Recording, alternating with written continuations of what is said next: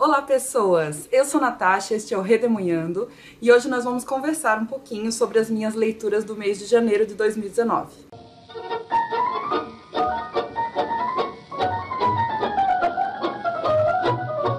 Olha só, esse ano eu quero ver se eu me lembro de falar aqui o nome dos tradutores dos livros que eu leio, que não são brasileiros, né?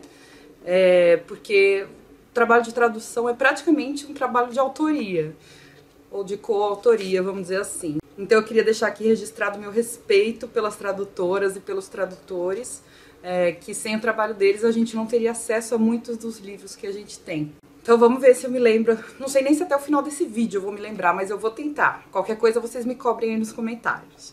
Gente, janeiro pra mim foi um mês excelente de leituras, tanto em qualidade quanto em quantidade. Eu consegui ler muito porque eu tava de férias. E também teve um outro fator importante, meu marido estava em São Paulo e eu estava em São José dos Campos, e quando ele não está em casa eu consigo me concentrar muito nas leituras, né? A gente não precisa passar tempo juntos, enfim, então eu posso ler mais.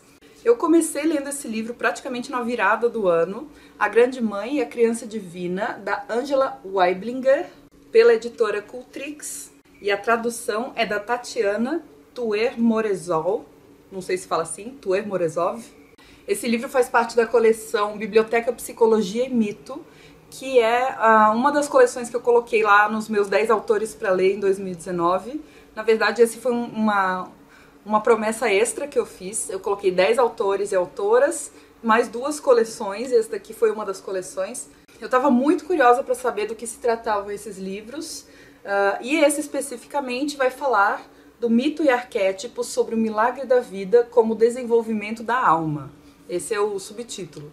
A autora é uma psicanalista junguiana. Eu não consegui saber de qual país ela é, de onde ela nasceu, mas ela vai analisar esse arquétipo da grande mãe e da criança divina. A gente pode pegar, por exemplo, a Virgem Maria e Jesus Cristo, ou essa mesma figura, essas duas mesmas figuras ocorrem em várias mitologias pelo mundo. Nesse livro ela aborda especificamente algumas mitologias do hemisfério norte. Mitologia grega, fala um pouco também de mitologia egípcia, alguns povos indígenas norte-americanos também. E, na verdade, assim, eu marquei algumas coisas que eu acho que podem ser úteis para algumas leituras futuras que eu vou fazer, mas, no geral, eu achei o livro um pouco místico. Eu não sei se toda a psicanálise junguiana vai por esse lado.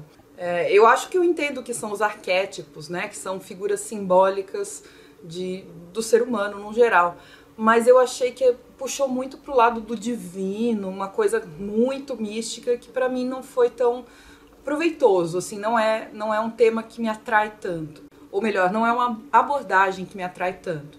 Eu achei que ela fala muito em divindade, quando talvez pudesse falar em espiritualidade, não sei se seriam termos intercambiáveis, mas na minha cabeça ficaria um pouco mais democrático. Por exemplo, eu sou ateia, então para mim falar que é uma conexão divina do ser humano me parece um pouco místico demais. Eu gostaria que tivesse tido um texto introdutório aqui nesse livro, ou em qualquer livro dessa coleção, falando assim coisas básicas sobre a psicanálise junguiana. Então explicando o que é um arquétipo, de maneira simplificada, mas pelo menos para localizar a pessoa que vai ler.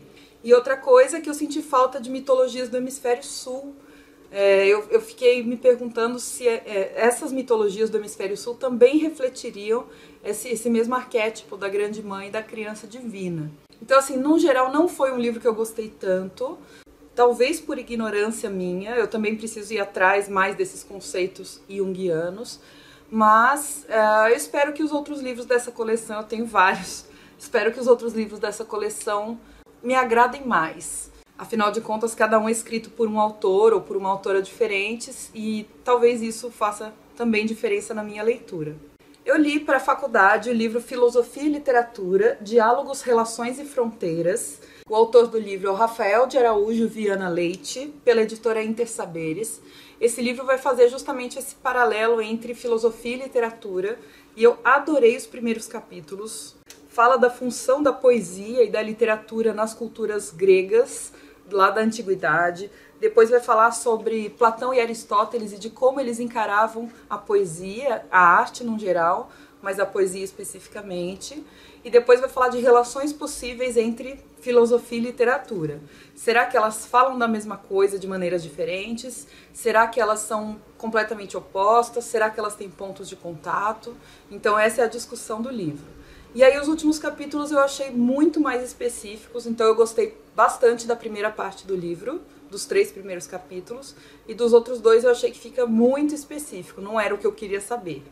Fala de Bernard Mandeville e de Jean-Jacques Rousseau, e depois fala de Voltaire. Então, esse livro foi bem legal, num geral, embora eu ache que a primeira parte tenha sido bem melhor do que a segunda.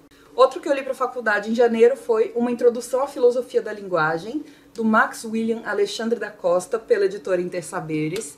Quem me acompanha no Instagram deve ter visto lá nos stories eu sofrendo para ler esse livro. Esse foi difícil, gente, foi punk. Porque filosofia da linguagem acaba entrando muito numa linguagem matemática, na parte de lógica, e eu tenho certa dificuldade com esse assunto. Mas deu tudo certo, fiz as provas, tirei nota boa, foi tudo bem. Só que, não é um assunto sobre o qual eu gosto de me debruçar com tantos detalhes assim. Então, ainda bem que acabou.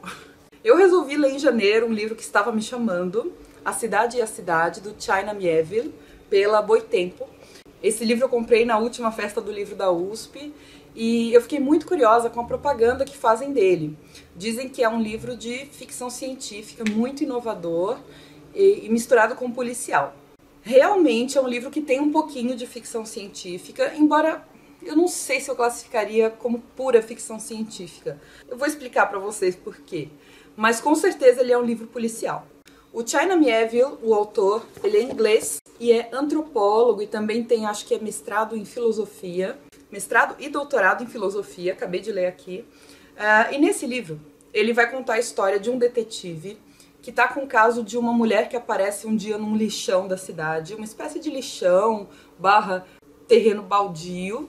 O corpo dela está lá jogado e o rosto está irreconhecível, então ele vai ter que ir atrás de quem é essa pessoa, quem é essa vítima, de onde ela veio, quais foram as motivações, porque a morte foi violenta, e quem fez isso. O que dá o especial dessa história é justamente o ambiente em que ela se passa. Nesse universo que ele criou, é o planeta Terra, então você tem lá os continentes, ele fala muitas cidades que a gente conhece, principalmente cidades do hemisfério norte. E o grande aspecto especial desse livro é justamente que existem 2 cidades que ocupam o espaço de uma só. Ou seja, esse investigador faz parte de uma cidade, mas existe uma outra cidade que se sobrepõe a essa. 2 cidades que dividem o mesmo espaço. E aí os aspectos políticos é que são muito interessantes. Por quê? Se você vive na cidade A, eu não lembro agora os nomes das cidades porque são nomes inventados, tá? Mas se você mora na cidade A, você tem que ignorar tudo da cidade B. Você não pode olhar para a cidade B. Você tem que fingir que ela não existe. Você tem que fingir que ela é invisível. E a cidade B é a mesma coisa.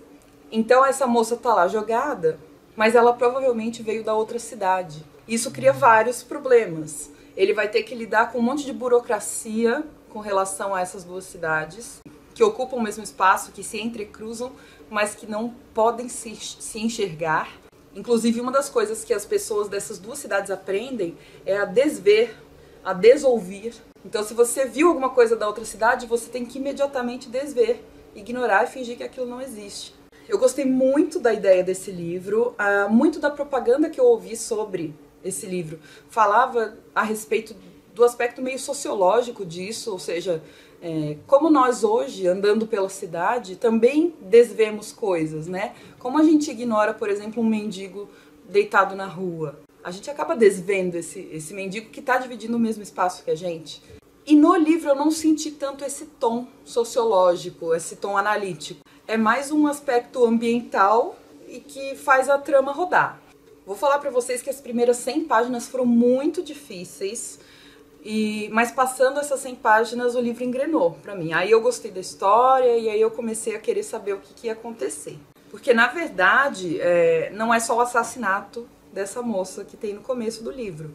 A gente tem toda uma trama que vai ficando mais intrincada à medida que vamos avançando e que vai envolver essa coisa de 2 cidades ocuparem o mesmo espaço de uma. entre essas cidades existe um poder, também um poder invisível, que fica vigiando se você ultrapassa os limites de uma ou de outra. Então tem também esse aspecto político totalitário bem interessante. A minha dificuldade mesmo foi no começo e às vezes com a linguagem, assim, tem muitos nomes inventados, o que às vezes me cansava um pouco. E além disso, as descrições são muito bem feitas. Eu achei que elas estavam em excesso em alguns momentos, mas elas são bem feitas porque elas turvam algumas coisas. São descrições que não necessariamente te esclarecem. Elas deixam esse ambiente meio nublado, meio neblinado, para você se sentir num ar de mistério mesmo. Eu achei que a capa do livro combina muito com a história. É essa coisa meio Blade Runner, meio escura, meio misteriosa, e que combina muito com uma história policial. Então, assim, no geral eu gostei bastante. Eu achei que o final foi bom, que o desfecho foi muito satisfatório, mas também tenho minhas críticas a esse livro, como vocês viram. Esqueci de falar o tradutor, olha só, já esqueci, hein? A tradução é do Fábio Fernandes. O próximo livro que eu terminei em janeiro foi História da Menina Perdida, da Helena Ferrante, pela Biblioteca Azul. Eu não tô com ele aqui agora, então não posso nem falar o nome do tradutor ou da tradutora para vocês, porque eu não tenho como consultar isso rápido aqui na hora de gravar, mas eu vou pesquisar e deixo aqui escrito. É o quarto livro da tetralogia napolitana, então conta mais a parte da maturidade, da velhice da Lenu e da Lina. E quando eu terminei o livro, eu entendi o encanto da série toda. Então, vocês que me acompanharam aí nos outros vídeos de leitura, até o terceiro livro, aliás, assim, até o meio desse quarto livro, eu tava achando uma série boa, mas ok, não uma série tão encantadora a ponto de arrebatar essa coisa da febre ferrante. E a partir do meio do quarto livro, eu entendi, eu achei que a autora conseguiu fechar muito bem a série, ela recuperou muitos pontos que estavam lá no primeiro, no segundo, no terceiro livros, fizeram todo sentido quando você junta tudo. Pra mim, o maior trunfo da Helena Ferrante nessa série é a narradora. Eu acho que a Lenu é um ponto crucial pra gente pensar, porque a gente conhece toda aquela realidade pelos olhos da Lenu. E ela é uma pessoa insegura, é uma pessoa que admira e que inveja a Lila ao mesmo tempo. Então a gente tem que sempre tomar cuidado com tudo que ela fala, né? Eu achei que a genialidade tá aí, tá na questão da narradora. Mas eu gostei muito e achei que valeu a pena ter lido os 4 livros. Outro que eu terminei em janeiro foi Cidadania no Brasil, do José Murilo de Carvalho, pela Civilização Brasileira. Esse livro eu li com o pessoal do Papo de Historiadores, marquei bastante coisa também. É um livro que vai falar sobre o longo caminho da cidadania no Brasil, ou seja, o que é cidadania pra gente? Será que ela segue os mesmos passos das cidadanias que ocorrem em outros países? Quais foram os aspectos da cidadania que foram conquistados e que foram negados à população ou a que parte da população ao longo da história brasileira? Então ele vai fazer um panorama desde Brasil Colônia, Brasil Império e também, mas vai se ater mais ao Brasil República, que é a área de especialidade do José Murilo de Carvalho. Ele vai falar sobre os direitos, né, que o povo brasileiro foi construindo, foi conquistando ao longo do tempo e foi sendo tirado também. É um tema fundamental para os dias de hoje. O texto não está tão atualizado quanto a gente gostaria. Então é muito engraçado a gente ver, porque essa é uma reimpressão. O livro foi primeiro escrito em 2001, primeiro publicado em 2001. Então o tom final do livro é de muito otimismo. Olha, a cidadania está indo pelo caminho certo e tal. E aqui existe um prefácio do autor chamado A História Prega Peças. Ou melhor, a história prega uma peça. Esse prefácio ele escreveu em 2013. E aí ele vai analisar as manifestações de 2013 e o que esses manifestantes estavam efetivamente pedindo e no que isso vai culminar depois, né? Então a gente percebe que ele vai colocando esse prefácio como um alerta. Olha, vamos prestar atenção no que vai acontecer a partir de agora. E eu fiquei muito curiosa para saber o que o José Murilo de Carvalho escreveria agora, em 2019, depois que passou o governo Temer e que começou o governo Bolsonaro, que tem essas questões dos direitos estão sendo muito colocadas. Os direitos indígenas, os direitos LGBT, os direitos trabalhistas, né? Então isso tudo eu acho que é muito importante de ser discutido, embora essas partes mais recentes não estejam aqui no livro, infelizmente. Mas é um livro muito útil, principalmente para quem dá aula e para quem quer saber sobre esse assunto, claro. Mas para quem quer dar aula, ele é um resumão de direitos conquistados, de como funcionava o voto ao longo da história, quem podia votar, quem não podia, por quê. Acho que é um livro extremamente útil e interessante para o momento que a gente está vivendo. Fica a dica aí. Mais um livro que li em janeiro, amei esse. Nossa Senhora do Nilo, da Scholastic Mukasonga, pela editora Nós. A tradução é da Marília Garcia. A Scholastic Mukasonga é uma autora ruandesa que veio para Flip em 2017. Eu fui lá assistir a mesa dela, amei. Comprei os livros lá, porque eu não me contentei em só ouvir ela falar sobre os livros. Não deu para esperar para comprar o livro, sabe? Ela acabou autografando também. E os livros dela são muito fortes, porque lidam com a temática de Ruanda, principalmente a Ruanda relacionada ao genocídio dos Tutsis, que ocorreu em 1994. Eu já li dela um outro livro chamado A Mulher de Pés Descalços, que é uma espécie de memória sobre a mãe dela, que morreu nesse massacre. A família toda dela é Tutsi e morreu nesse genocídio. E aquele livro é um livro de memórias. Então é um livro muito seco e melancólico. Esse aqui, Nossa Senhora do Nilo, eu achei melhor. Assim, pro meu gosto literário, eu fiquei mais empolgada para lê-lo. Eu queria saber o que ia acontecer. Esse aqui é um livro mais de ficção. Ela não diz que é um livro de memórias, nem nada disso. Mas conta a história de um liceu, ou seja, uma espécie de colégio interno de ensino médio, chamado Nossa Senhora do Nilo. Então é um colégio interno comandado por padres e freiras cristãos, e que educam a elite feminina de Ruanda. Os grandes políticos, os grandes empresários mandavam suas filhas para esse colégio para serem educadas de acordo com o colonizador, né? Então, de acordo com a epistemologia, o conhecimento todo do Ocidente, principalmente europeu, e a religião europeia também, que era o cristianismo. E a língua, as línguas europeias, né? Aqui eles falam bastante francês.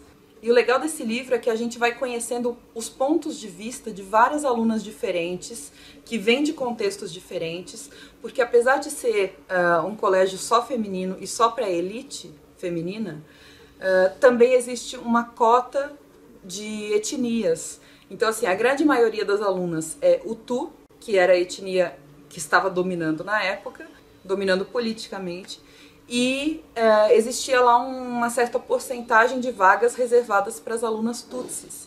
Então existe um conflito interno ali no próprio liceu entre as alunas. Algumas alunas são ligadas ao partido que está no poder e começam com discursos de superioridade étnica e começam a ameaçar outras alunas. Questões sexuais estão muito colocadas aqui, principalmente questões de gênero. O que essas meninas têm que tomar cuidado, ou o que elas sofrem de ameaça nos arredores ou mesmo dentro do liceu. Então eu achei um livro sensacional, eu pretendo fazer um vídeo sobre ele, mas já fica a dica também, anotem que esse aqui vale muito a pena. Resolvi pegar para ler finalmente um livro do Platão, mas é um livro do Platão que fala sobre Sócrates, ou melhor, que traz o Sócrates como protagonista. Não sei se vocês sabem, mas o Sócrates é considerado assim o filósofo inicial, pelo menos da filosofia que tem o ser humano como centro do pensamento e não a natureza. Tanto que a gente divide a filosofia em pré-socrática e depois de Sócrates. Mas o Sócrates mesmo não deixou nada escrito. Então a gente só tem acesso às ideias socráticas por meio de obras de terceiros. O Platão, que teoricamente foi discípulo do Sócrates, foi um dos que mais escreveu a respeito do seu mestre.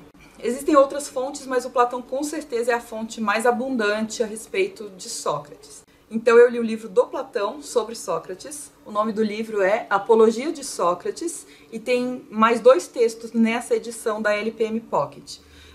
Sobre a piedade, é um diálogo também chamado de Eutífron, e o outro é sobre o dever, também chamado de Críton. A tradução desse livro é do André Malta, que é professor de letras na USP, traduziu direto do grego, e ele fez uma introdução maravilhosa para essa edição da LPM. Na introdução, ele já explica tudinho o que os textos vão dizer, o que ajuda o leitor a se localizar antes de entrar nos diálogos propriamente ditos. E ele coloca algumas notas de rodapé bem interessantes também. Aliás, eu comprei essa edição por causa do tradutor. Tem um amigo meu que faz doutorado na filosofia, na USP, e falou, ó, a melhor tradução e mais acessível que tem é a da LPM Pocket do André Malta. Então eu fui atrás dessa edição específica. Não me arrependi, eu gostei muito, achei um livro fácil de ler, eu tinha medo de ler os gregos antigos, né? Mas por conta da linguagem, e não aconteceu. Se você tiver com medo, não fique com medo, leia. Esse livro especificamente vai falar sobre o julgamento do Sócrates. O Sócrates, ele incomodava muito as pessoas da cidade de Atenas porque ele fazia muitas perguntas. Ele provocava os cidadãos atenienses a reconhecer sua própria ignorância, o que nunca é muito confortável, né? Então ele acabou sendo acusado de algumas coisas. Ele foi acusado de corromper os jovens, então nesse sentido de torná-los muito questionadores e de não crer nos deuses da cidade. E por isso ele foi julgado e condenado à morte, condenado a tomar um cálice de cicuta. O primeiro diálogo é o sobre a piedade, ou Eutífron. Nesse primeiro diálogo é o Sócrates conversando com um adivinho chamado Eutífron, por isso que a gente chama de diálogo, né? Porque os livros do Platão são em forma de diálogo, então é quase como se fosse um teatro em que você tem o nome da pessoa e o que ela disse. É isso que vai acontecer. Olha só para vocês verem, tem o nome e o que ele disse, o nome e o que ele disse. E nesse primeiro diálogo eles vão conversar, o Sócrates e o Eutífron, sobre o que é a piedade. Então, o que significa você ser piedoso? Esse diálogo acontece poucos dias antes do julgamento do Sócrates. E aí ele vai tentar entender, né, se os juízes podem ser piedosos com ele, por exemplo. Se ele foi ímpio ao não crer nos deuses da cidade, que na verdade é uma acusação que ele nega. Mas enfim. Aí o segundo texto, que é a Apologia de Sócrates, é o discurso do Sócrates no julgamento. É ele se defendendo das acusações. E é muito legal. Esse aqui é praticamente um monólogo. E o terceiro diálogo que tem nessa edição é sobre o dever, em que o Sócrates vai conversar com Críton. O Críton era um conhecido do Sócrates, que vai até a prisão. Então é depois do julgamento, Sócrates já foi condenado, está esperando a pena de morte. Esse Críton vai até a prisão conversar com Sócrates, tenta convencê-lo a fugir. E aí o Sócrates vai aplicar o diálogo nele, né? E vai começar a fazer perguntas. Mas você acha que é justo eu fugir? Qual é o meu dever em relação a essa cidade? Então ele vai conversar sobre o que é o dever. Gente, esse livro é muito bom. Já esperem ele, tipo, nos favoritos do ano. É muito, muito bom mesmo. Eu amei. E antes que eu me esqueça, eu queria recomendar um vídeo, porque muita gente me pede indicação de livros de filosofia. Eu ainda não tenho tanta leitura de livros de filósofos específicos. Aliás, essa é uma das minhas metas para 2019, é ler mais os livros dos filósofos. Eu leio muito livros sobre filosofia, sobre filósofos, e não os da fonte. Agora sim eu estou entrando, né, nesse universo aí da fonte filosófica. Mas um colega meu, professor de filosofia, excelente, um fera da filosofia, Daniel Gomes, fez um livro no canal Se Liga Nessa História, e lá ele indicou 50 livros de filosofia para quem quer começar a estudar. Eu vou deixar o link para esse vídeo aí embaixo, por favor assistam, porque é um vídeo muito completo e ele abarca praticamente toda a história da filosofia ocidental. Em breve eu quero fazer algum vídeo parecido com esse, mas por enquanto vejam o vídeo do Daniel, tá bom? E o último livro que eu finalizei em janeiro, que eu tenho aqui para mostrar para vocês, é O Acerto de Contas. 13 histórias de crime e nova literatura latino-americana, organizada pelo Daniel Galera e editado pela Companhia das Letras. A tradução é do Eduardo Brandão. E essa edição tem o prefácio do Júlio Pimentel. O Júlio foi professor meu lá na História USP, e ele é um professor de história, mas que lida muito com literatura policial. Então ele faz uma introdução aqui falando sobre literatura policial e América Latina, porque são esses os temas desse livro. É uma coletânea de 13 contos de autores contemporâneos latino-americanos. Vou falar para vocês quem são os autores. Alejandro Zambra, que é chileno. Andrés Felipe Solano, que é colombiano. Andrés Recia Colino, que é uruguaio. Bernardo Carvalho, que é do Rio de Janeiro, Brasil. Carol Ben-Simon, que é de Porto Alegre, Brasil. Daniel Galera é o organizador, ele não tem nenhum texto específico aqui nesse livro, mas ele é de São Paulo. O Joca Reynés Terron é de Cuiabá. Jorge Henrique Lage é de Cuba. Juan Pablo Villalobos, mexicano. Mariana Henriques, argentina. Rodrigo Blanco Calderón é da Venezuela. Rodrigo Rasbun é boliviano. Rodrigo Rey Rosa é guatemalteco. E Santiago Roncalholo é peruano. Então aqui a gente tem autores de muitos lugares diferentes, eu adorei isso, com histórias curtas, policiais que se passam na América Latina no século XXI, ou no século XX, tem algumas que se passam no finzinho do século XX. Como toda coletânea de contos, eu achei que umas histórias foram melhores que outras. Eu gostei muito da história da Mariana Henriques, eu tenho até mais 2 livros dela aqui me esperando e me animou muito para lê-la. Achei que escreve muito bem e o enredo foi bom também. Acho que foi meu favorito. E no geral eu gostei, eu dei 4 estrelas. Achei que chega uma hora que fica um pouco cansativo, mas faz parte, né? Livro de coletânea geralmente é assim. Quem curte história policial é bem legal. Alguns temas bastante recorrentes são drogas. A América Latina tem esse problema, né, de violência relacionado com drogas. Então as drogas são quase que onipresentes aqui nesses contos. E muitas vezes questões sexuais e de gênero. Então você tem aqui personagens transgênero, a gente tem muita questão de prostituição ou de violência de gênero, de homens contra mulheres e assim por diante. Acho que esses são os pontos mais que conectam todos esses 13 contos. No geral, gostei bastante. Então é isso, gente. Foram 9 leituras no mês de janeiro. Tentei falar rapidinho aqui pra vocês, espero que tenha dado pra entender. Não se esquece, por favor, de deixar um joinha pra mim, que ajuda muito. Eu queria saber aí nos comentários se você já leu algum desses que eu li. Eu achei que foi um mês de muita qualidade de leituras. Se você quiser comprar qualquer um deles pela Amazon, ou qualquer produto pela Amazon, eu sempre deixo aí embaixo no box de descrição o meu link. E comprando por esse link, você colabora com uma pequena comissão pela venda aqui pro Redemoinhando e não paga nada mais por isso. Então, se você puder, por favor, compre pelo meu link. Queria saber também quais foram as leituras de janeiro que vocês mais gostaram. Me deixa aí nos comentários, porque eu pego todas essas dicas e vou acrescentando a minha lista de desejos, que é infinita, você já sabe, né? Por hoje é só e muito obrigada pela companhia. Um beijo!